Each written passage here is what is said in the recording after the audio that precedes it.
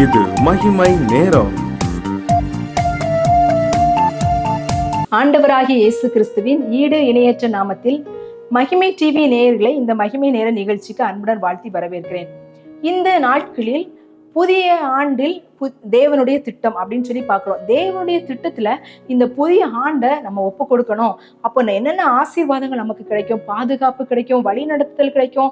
அவர் நம்மை அவருடைய தாமதமா இருந்தாலும் அந்த காரியத்துல நமக்கு நன்மையான காரியத்தை செய்வார் அப்படின்னு சொல்லி நம்ம தியானித்தோம். இந்த நாள்ல நம்ம என்ன தியானிக்க போகிறோம் அப்படின்னா, தேவனுடைய திட்டத்தின் முடிவு மகிமைக்கு ஏதுவானதாக தான் காணப்படும் அப்படின்னு சொல்லி நம்ம பார்க்கிறோம். இந்த ஆண்டுல ஆண்டவர் நம்மை ஆசீர்வதிக்க வல்லமையுள்ளவராக இருக்கிறாரு.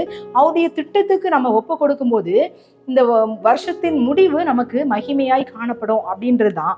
அன்பானவர்களே, நம்ம ஒவ்வொரு விஷயத்தையும் நம்ம தொடங்கும் போது என்ன நினைப்போம், இந்த வருஷத்தை தொடங்கிட்டோம், இந்த வருஷம் எப்படி முடியும், இந்த காரியத்தை தொடங்கிட்டோம், இந்த காரியம் எப்படி முடியும் அப்படின்னு சொல்லி நம்ம ஒரு காரியத்தை நம்ம தொடங்குறோம் அப்படின்னா அதன் முடிவுல நம்ம அக்கறை உள்ளவர்களாக அது எப்படி காணப்படும் அப்படின்னு நம்ம பார்த்தோம். அது எல்லாவற்றையும் ஆண்டவர் நமக்கு ஜெயமாய் மாற்றி தர வல்லவர். ஒரு திட்டத்துல இருக்கும்போது நாம் தொடங்குகிற காரியங்களை ஜெயமாய் மாற்றி தருவார். இந்த நாள்ல நம்ம பார்க்க போகிறோம், அவர் அதை மகிமையாக மாற்றி தருவார். அது ஜெயம் மகிமையாய் காணப்படும் அப்படின்னு நம்ம தியானிக்க போகிறோம். பிரசங்கி 7:8 இப்படி சொல்லுகிறது, ஒரு காரியத்தின் துவக்கத்தை பார்க்கிலும் அதன் முடிவு நல்லது. ஒரு காரியத்தை நம்ம தொடங்குறோம், ஒரு வீடு கட்ட தொடங்குறோம் அப்படின்னா அந்த வீட்டை நம்ம எப்படி கட்டி முடிக்கிறோம், அந்த முடிவை தான் நம்ம பார்ப்போம். அதே மாதிரி ஒவ்வொரு காரியத்தையும் நம்ம செய்யும் போது அந்த முடிவு எப்படி காணப்படுகிறது, அது நல்லதாய் காணப்படுகிறதா அப்படின்றத. ஒரு காரியத்தை நம்ம செய்யறோம், அதோடைய முடிவு தோல்வியா வெற்றியா அப்படின்றதுலதான் நம்முடைய கண்கள் பதிக்கப்படும். தேவ திட்டத்துல நம்ம இந்த வருஷத்தை நம்ம ஒப்பு கொடுத்தோம் அப்படின்னா அதனுடைய முடிவு மகிமையாய் காணப்படும். ஆரம்பம் மாத்திரம் இல்ல, முடிவும் அது மகிமையாய் காணப்படும். எப்படி இந்த காரியங்கள் நடக்கும் அப்படின்னு சொல்லி நம்ம தியானிக்கலாம். தேவன் ஆரம்பித்ததை நிறைவேற்றுவார். முதலாவது பார்த்தோம்னா, தேவன் ஆரம்பித்ததை நிறைவேற்றுவார். நம்முடைய வாழ்க்கையில தேவன் ஒரு காரியத்தை ஆரம்பித்திருக்கிறாரு, அந்த காரியத்தை அவர் முடிப்பார், அதை மகிமையாய் முடிப்பார் அப்படின்னு சொல்லி இந்த நாள்ல நம்ம தியானிக்க போகிறோம். நெகேமியாவுல நம்ம பார்த்தோம்னா, எருசலேமின் அலங்கம் இடிக்கப்பட்டது. எருசலேமின் அலங்கம் இடிக்கப்பட்டது, அதை கட்டணும் அப்படின்னு சொல்லி ஆண்டவர் ஒரு திட்டத்தை வைக்கிறாரு.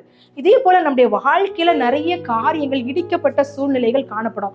சில இடங்களில நம்ம எதிர்பார்த்த காரியங்கள் நடவாதபடி இடிக்கப்பட்டது போன்ற மதில்கள் இல்லாதபடி அந்த ஒரு பாதுகாப்பற்ற சூழ்நிலை, ஒரு இயலாமையான சூழ்நிலையில் நம்ம ஒருவேளை இருக்கும்போது ஆண்டவர் நம்மேல ஒரு திட்டத்தை வைத்திருப்பாரே, ஆனால் அதை கட்டாயம் நிறைவேற்ற வல்லமை உள்ளவர். தொடங்கினவர் அதை முடிக்க வல்லமை உள்ளவர் இருக்கார். நான் இந்த காரியத்தை தொடங்கிட்டேன், ஆனா இது எப்படி முடியும்னு தெரியல, எப்படி நான் இதை கொண்டு போறேன்னு தெரியல, அதற்குரிய பண தேவைகள் எனக்கு அதிகமாய் காணப்படுகிறது, எனக்கு காரியங்கள் தேவைப்படுகிறது, இதுல எனக்கு இன்னும் அறிவு தேவைப்படுகிறது, நிறைய காரியங்களை குறித்து நம்ம சிந்தித்து கொண்டிருப்போம். ஆனா தேவன் தொடங்கினதை அவர் நிறைவேற்ற வல்லமையுள்ளவராக இருக்கிறாரு. அநேக தடைகள் வந்தது. அந்த மதில்களை கட்ட அந்த நெகேமியா போகும்போது சன்பல்லா தோபியா அநேக தடைகளை கொண்டு வந்தாங்க. சாத்தான் மூலமா அநேக தடைகள் வந்தது. ஒருவேளை நம்முடைய வாழ்க்கையிலும் ஆண்டவர் நம்மில் தொடங்கின காரியத்தை நிறைவேற்ற கூடாதபடிக்கு அநேக தடைகள் நம்முடைய வாழ்வில காணப்படலாம். ஆண்டவர் நமக்கு கொடுத்த திட்டத்தை நிறைவேற்ற முடியாதபடிக்கு அநேக தடைகள் நம்முடைய வாழ்க்கையில காணப்படலாம். ஆனா ஆண்டவர் சொல்றாரு, தடைகளை தகர்க்கிறவர் முன்பதாக செல்கிறார். எவ்வளவு தடை வந்தாலும் அந்த தடைகள் எல்லாம் தகர்த்து செய்ய வல்லமையுள்ள தேவனா இருக்கிறது. 52 நாள்ல அந்த அலங்கம் கட்டப்பட்டது அப்படின்னு சொல்லி பார்க்கிறோம். நெகேமியா 2:18 நெகேமியா சொல்றாரு, என் தேவனுடைய கரம் என் மேல் நன்மையாக இருக்கிறது. இந்த சூழ்நிலை எதிரிகள் எதிரிட்டு வருகிறாங்க, அதை கட்ட முடியாதபடி அதை இடித்திடுவோம் அப்படின்னு சொல்லி அவங்க பயமுறுத்துகிற சூழ்நிலையில அவன் எவ்வளவு தெளிவான வார்த்தை சொல்றான் பாருங்க. என் தேவனுடைய கரம் என் மேல் நன்மையாக இருக்கிறது. அங்க பார்க்கிற சூழ்நிலைகள்லாம் தீமையாக காணப்படுகிறது, எதிராய் காணப்படுகிறது. ஆனா அவன் விசுவாசமாய் அறிக்கை இடுகிறான், அந்த கரம் நன்மையாக காணப்படுகிறது, அவர் நிறைவேற்ற வல்லமை உள்ளவர் அப்படின்றத அவன் நிச்சயமாய் நம்புகிறான். பிலிப்பியர் 1:5 சொல்லப்பட்டிருக்கிறது, உங்களில் நற்கிரியை தொடங்கினவர் அதை இயேசு கிறிஸ்துவின் நாள் பரியந்தம் முடிய நடத்தி வருவார். அப்படி வருகை பரியந்தம், அப்படியே நாள் பரியந்தம் அதை முடிய நடத்தி தருவார். அப்போ தொடங்கினவர் அதை முடிப்பார். இந்த காரியத்தை என்னால ஆண்டவரே நான் தொடங்கிட்டேன், ஆனா எப்படி முடிப்பேன், இந்த காரியத்தை செய்யணும்னு நான் தொடங்கியிருக்கேன், நான் இப்பதான் இதை ஒரு ஸ்டெப் எடுத்திருக்கேன், ஆனா இது எப்படி முடியும் அப்படின்னு நீங்க சோர்ந்து போய் கொண்டிருக்கீங்களா? ஆண்டவர் சொல்றார், தொடங்கி தொடங்கினவர் அதை கண்டிப்பாக நிறைவேற்ற வல்லமை உள்ளவராக இருக்கிறார். அவருடைய திட்டத்துக்குள்ள நம்ம அடங்கி இருக்கணும். தேவன் ஆரம்பிச்சார் அப்படின்னா கண்டிப்பா அதை முடிவு பரியந்தம் நடத்தி தர வல்லமை உள்ளவராக இருக்கிறார். அது மகிமைக்கு ஏதுவாய் காணப்படும் அப்படின்றதுல எந்த விதமான சந்தேகம் இல்லை. அடுத்ததாக பார்த்தோம் அப்படின்னா தேவ திட்டத்தின் முடிவு சாட்சி உள்ளதாய் காணப்படும். முதல்ல நம்ம பார்த்தோம், தேவன் தொடங்கினதை அவர் என்ன செய்வார், அவர் ஆரம்பித்ததை நிறைவேற்றுவார் அப்படின்னு பார்த்தோம். அவருடைய திட்டத்தின் முடிவு சாட்சியாய் காணப்படும். யோபுடைய வாழ்க்கையை எடுத்து பார்த்தோம் அப்படின்னா, முதலாவது யோபு 1ஆம் அதிகாரத்துல நம்ம பார்த்தோம் அப்படின்னா கண்ணீர் வேதனையான சூழ்நிலைகளாய் காணப்படுகிறது. அவனுக்கு எல்லாவற்றையும் அவன் இழந்தவனாய் வேதனை உள்ளவனாய் காணப்படுகிறான். அதுக்கு அடுத்ததாக பார்க்கும்போது கண்ணீர் வடிக்கிறவனாய் காணப்படுகிறான். அடுத்ததாக முடிவுல பார்க்கும்போது அவன் ரெட்டிப்பு ஆசீர்வாதம் பெற்றவனாய் காணப்படுகிறான். இவை எல்லாவற்றிலும் ஆண்டவர் என்ன செய்றார், அவன் கூட இருந்தாரு. தேவரீர் சகலத்தையும் செய்ய வல்லவர், நீ செய்ய நினைத்தது ஒன்றும் தடைப்படாது அப்படின்னு யோபு சொல்றாரு. அப்போ ஆண்டவர் நம்மில் செய்ய நினைத்தது எதுவுமே தடைப்படாது. முடிவில் சாட்சியாய் அவர் ரெண்டத்தனையான ஆசீர்வாதத்தோடு அவன் சாட்சி உள்ள வாழ்க்கை வாழ்ந்தான் அப்படின்னு நம்ம பார்க்கிறோம். நம்முடைய வாழ்க்கையிலும் ஆண்டவர் ஒரு காரியத்தை நம்மளை தொடங்கினார் அப்படின்னா, ஒருவேளை கண்ணீர் நிறைந்ததாக வேதனை உள்ளதாக இப்ப காணப்படுகிறது அப்படின்னு நீங்க அங்கலாய்க்கிறீங்களா, முடிவில் அது ரெட்டிப்பு ஆசீர்வாதம் உள்ளதாய் யோபுவை போல அது ஆசீர்வாதம் உள்ளதாய் காணப்படும். அவருடைய திட்டத்துக்குள்ள அடங்கி இருக்கும்போது அந்த காரியங்கள் நமக்கு நேரிடும். அடுத்ததாக நம்ம பார்க்கும்போது நம்முடைய தேவ திட்டத்துல கிறிஸ்துவின் மகிமை வெளிப்படும். தேவ திட்டத்துல கிறிஸ்துவின் மகிமை வெளிப்படும்.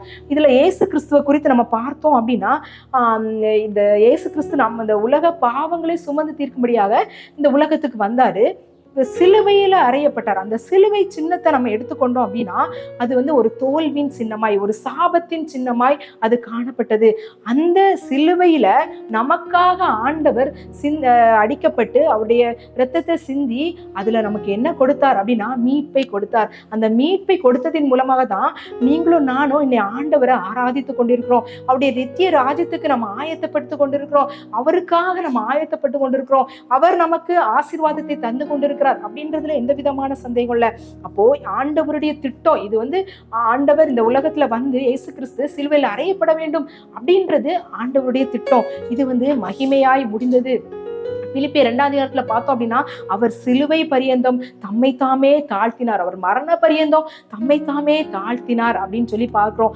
ஆண்டவர் தாழ்த்தினதுனால என்ன கிடைச்சது? பிலிப்பியர் 2:11 சொல்லப்படுகிறது, எல்லா நாமத்திற்கும் மேலான நாமத்தை ஆண்டவர், வானத்தில் உள்ளவங்க பூமியில் உள்ளவங்க எல்லாருடைய நாமத்துக்கும் மேலான நாமம் கிறிஸ்துவின் நாமமாய் காணப்பட்டது. அப்படிப்பட்டதான வல்லமையான ஒரு கிறிஸ்துவின் மகிமையாய் அது முடியப்பட்டது. அப்போ ஒவ்வொரு காரியமும் ஆண்டவருடைய திட்டத்துக்குள்ள நம்ம கொடுத்து நம்ம செய்யறோம் அப்படின்னா அது ஆண்டவருடைய நாம மகிமைக்காகவும் அது காணப்படும் அப்படின்றதுல எந்த விதமான சந்தேகம் இல்ல. எபிரேயர் 12:2 இப்படி சொல்லப்பட்டிருக்கிறது, அவர் தமக்கு முன் வைத்திருந்த சந்தோஷத்தின் பொருட்டு அவமானத்தை எண்ணாமல் சிலுவையை சகித்து தேவனுடைய சிங்காசனத்தின் வலது பார்சத்தில் உட்கார்ந்திருக்கிறார். இப்படிப்பட்ட கஷ்டமான சூழ்நிலைகள்ல கடந்து சென்றதுனால, நம்முடைய பாவங்களுக்காக அவர் மரித்ததுனால இந்த உலகத்தில் உள்ள எல்லாரையும் ரட்சிப்பதற்கு ஏதுவாய் அவர் இப்போ சிங்காசனத்தில் வீற்றிருக்கிறார் அப்படின்னு நம்ம பார்க்கிறோம். சிலுவை ஒரு முடிவு அப்படின்னு நம்ம சொல்ல முடியாது. அதுதான் மகிமையின் தொடக்கம். அது ரட்சிப்பின் தொடக்கமாய் காணப்படுகிறது. நாம் எல்லாரும் அவருடைய இரத்தத்தினால கழுவப்பட்டதுனாலதான் நாம் பரலோக வாசிகளாக நம்ம மாற்றப்படுகிறோம். அது ஒரு மகிமையின் தொடக்கம். ஆண்டவருடைய திட்டத்துக்குள்ள நம்ம இருந்தோம் அப்படின்னா ஒவ்வொரு நாள் ஆண்டவர் சொல்றாரு, தன் சிலுவையை எடுத்து என்னை பின்பற்ற கடவன் அப்படின்னு சொல்லி ஆண்டவர் சொல்றாரு. ஒவ்வொருவருக்கும் ஒவ்வொரு சிலுவை கொடுக்கப்பட்டிருக்குது. ஒவ்வொருவருக்கும் ஒவ்வொரு பாடு கொடுக்கப்பட்டுள்ளது. ஒவ்வொருவருக்கும் ஒவ்வொரு கடினமான சூழ்நிலைகளுக்கு நேராக கடந்து செல்கிறது. ஒவ்வொருவருக்கு வித்தியாசமான பாதைகள், சிலுவைகள் கொடுக்கப்படுகிறது. அந்த சிலுவை பாதைகள்ல நம்ம ஆண்டவர் நமக்கு அனுமதிக்கிற சிலுவை பாடுகள்ல ஆண்டவருடைய திட்டத்தின்படி நம்ம நடக்கும்போது அது மகிமையை திறக்கிறதாய் காணப்படும் அப்படின்றதுல எந்த விதமான சந்தேகம் இல்ல. ஏமி கார்மிக்கேல் இந்த இந்தியாவுக்கு வந்தாரு. தமிழ்நாட்டில் உள்ள டோனா ஊர்ல என்ன செஞ்சாங்க, ஊழியம் செஞ்சாங்க. அவங்க 55 ஆண்டுகள் இங்க ஊழியம் செய்தார்களாம். லாஸ்ட்ல அவங்க படுக்கையில தான் இருந்தாங்களாம். ஆனாலும் அவங்களால இயன்ற ஊழியத்தை அவங்க செய்தாங்களாம். அவங்க தன்னுடைய டைரியில இப்படி எழுதி வைத்திருக்கிறாங்க, தேவன் உங்கள் வாழ்க்கை வரலாறை எழுதும் போது அவர் எந்த அத்தியாயத்தையும் வீணாக்குவதில்லை அப்படின்னு எழுதியிருக்கிறாங்க. ஆண்டவர் நமக்கு ஒரு திட்டத்தை, நம்முடைய வாழ்க்கை திட்டத்தை அவர் நமக்கு வடிவமைக்கும் போது எந்த இடத்தையும் எந்த அத்தியாயத்தையும் அவர் வீணாக்கவில்லை. ஒருவேளை நம்ம நினைக்கலாம், இந்த காலம் எனக்கு வேஸ்டா போச்சு, இவ்வளவு நாள் எனக்கு வேஸ்டா போச்சு, இவ்வளவு நாள் நான் கஷ்டப்பட்டுட்டேன் அப்படின்னு ஒருவேளை நீங்க நினைத்து கொண்டிருக்கலாம். ஆனா எந்த காரியமும் வீணாகவில்லை. அவருடைய மகிமைக்கு ஏதுவாக அது காணப்படுகிறது. இன்றளவும் அங்க ஆயிரக்கணக்கான குழந்தைகள் ஆண்டவருடைய நாம மகிமைக்காக அங்க இருக்காங்க, அவங்களுடைய ஊழியத்துல அப்படின்னு சொல்லி நம்ம பார்க்கிறோம். அப்போ ஆண்டவர் நமக்கு வைத்திருக்கிற திட்டத்துல நம்ம நடக்கும்போது அது முடிவு மகிமையாய் காணப்படும். ஆண்டவர் என்ன நம்முடைய வாழ்க்கையில திட்டத்தை ஆரம்பிச்சாரோ அதை கண்டிப்பா நிறைவேற்ற வல்லமை உள்ளவரா இருக்கிறாரு. ஒருவேளை இடைப்பட்ட காலங்கள்ல கண்ணீர் வேதனைகள் இருந்தாலும் முடிவில் ரெட்டிப்பான ஆசீர்வாதத்தை தர வல்லமை உள்ளவரா இருக்காரு. அவருடைய திட்டத்துல நாம் வாழும் போது அது மகிமையான முடிவாய் நமக்கு காணப்படும் அப்படின்றதுல எந்த விதமான சந்தேகம் இல்லை. இந்த புதிய வருஷத்துல நம்ம ஆண்டுடைய திட்டத்துல நம்ம வாழணும் அப்படின்னு சொல்லி அவருடைய திட்டத்துலதான் நம்ம முடிக்கணும். ஒருவேளை திட்டத்துல நான் ஆரம்பிச்சிட்டேன் ஆனா நடுவுல அந்த திட்டத்தை கைவிட்டுட்டேன் அப்படி என்பதல்ல, அவருடைய திட்டத்திலேயே முடிக்கணும் அப்படின்னு சொல்ற ஆசீர்வாதத்தை ஆண்டவர் தரணும் அப்படின்னு சொல்லி ஒருவேளை இந்த வருஷம் மட்டும் இல்ல, நம்முடைய வாழ்நாள் முழுவதும் அவருடைய திட்டத்துல வாழணும் அப்படின்னு சொல்லி ஆண்டோடைய சமூகத்துல நம்ம ஒப்பு கொடுத்து ஜெபிக்கலாமா? எங்களை அதிகமாய் நேசிக்கிற எங்கள் அன்பின் கர்த்தாவே, இந்த நாளுக்காக உமக்கு நன்றி செலுத்துறோம். இந்த நாள்ல ஆண்டவரே நாங்கள் தியானித்தோம், உடைய திட்டத்துல நாங்க இந்த வருஷத்தை முடிக்கணும் அப்படின்னு சொல்லி தியானித்தோம். ஆண்டவரே இந்த நாட்கள்ல நாங்க தியானித்தோம், தேவனுடைய திட்டத்துல இந்த ஆண்டை எங்களுக்கு ஆசீர்வாதமாக்கி தரணும் அப்படின்னு சொல்லி ஒவ்வொரு காரியங்களை குறித்து நாங்க தியானித்தோம். எங்களுடைய சமூகத்துல ஒப்பு கொடுக்கிறோம். எங்களுடைய வாழ்க்கை முழுவதும் உம்முடைய திட்டத்தின்படி வாழ எங்களை அர்ப்பணிக்கிறோம் தகப்பனே. இவ்வளவு நாள் நாங்க ஆண்டவரே உங்களுடைய திட்டத்தின்படி வாழாதபடி எங்களுடைய சுயநலமான திட்டத்துல நாங்க வாழ்ந்ததுனால அநேக அடிகளும் அநேக பாடுகளும் அநேக போராட்டங்களிலும் நாங்க அநேக குழப்பமான சூழ்நிலைக்குள்ள இருக்கோம். ஆண்டவரே இந்த நாள்ல எங்களுடைய வாழ்க்கையை உம்முடைய திட்டத்துல நாங்க ஒப்பு கொடுக்கிறோம். நீர் ஆண்டவரே எங்களுடைய திட்டத்தின்படி உடைய வழியில நடத்தும்படியா ஜெபிக்கிறோம். செவ்வையான பாதையில நடத்துங்க ஆண்டவரே, நேர் வழியில நடத்துங்க. முடிவுல பரலோக ராஜ்யத்துக்கு எங்களை பங்குள்ளவர்களாகி மாற்றுங்க ஆண்டவரே. மற்றவர்களையும் நாங்கள் ஆண்டவரே பரலோக ராஜ்யத்துக்கு ஆயத்தப்படுத்துகிறவர்களாக எங்களை கருவிகளாக பயன்படுத்துங்க. எங்களை தாழ்த்துகிறோம், வெறுமையாக்குறோம். இம்மைக்குரிய ஆசீர்வாதத்தினாலும் மரமைக்குரிய ஆசீர்வாதத்தில் நிரப்புங்க. நீர் பெருக, நாங்கள் சிறுக. இயேசுவின் மூலம் ஜெபம் கேளு நல்ல பிதாவே, ஆமென். கர்த்தர் தாமே உங்கள் அனைவரையும் ஆசீர்வதிப்பாராக.